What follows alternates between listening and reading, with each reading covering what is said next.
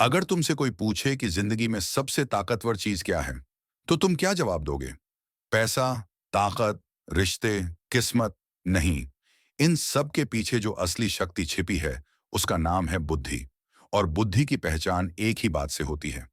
कब बोलना है, कब चुप रहना है, किस पर भरोसा करना है और किस से दूरी बनाए रखना है। लेकिन यह बात हम जन्म से नहीं जानते।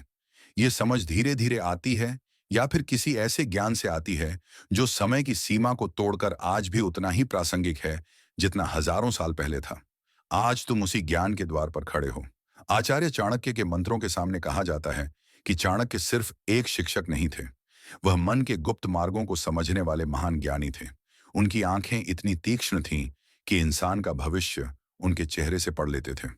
उनकी बुद्धि इतनी गहरी कि राजाओं को उठाकर राजा बना देती थी, और यदि चाहे तो उन्हें मिटा भी देती थी। लोग पूछते हैं, क्या चाणक्य की नीति आज के समय में भी काम आती है?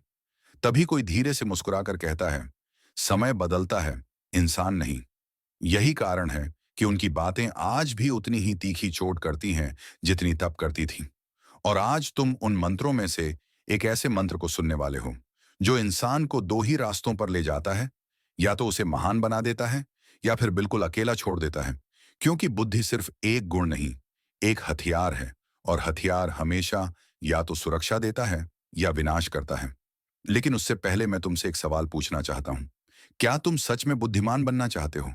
सिर्फ दिखने भर से नहीं, बल्कि अपनी सोच से, अपने फैसलों से, अपने शब्दों से।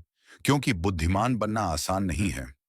इसके लिए तुम्हें अपने आप से लड़ना होगा, अपनी कमजोरियों से लड़ना होगा, उन लोगों से लड़ना होगा जो तुम्हें नीचे खींचना चाहते हैं, और सबसे कठिन, अपनी भावनाओं पर काबू पाना होगा। क्योंकि चाणक्य कहते हैं, जिसने अपनी भावनाओं पर जीत पा ली, वही संसार पर जीत पाता है। ये वाक्य सुनने में सरल लगता है, लेकिन जब तुम किसी की बात से टूट रहे होते हो, जब तुम किसी की धोखेबाजी से जल रहे होते हो, जब तुम किसी की सफलता पर, खुद पर गुस्सा कर रहे होते हो, तब यह वाक्य दुनिया का सबसे भारी पत्थर बन जाता है।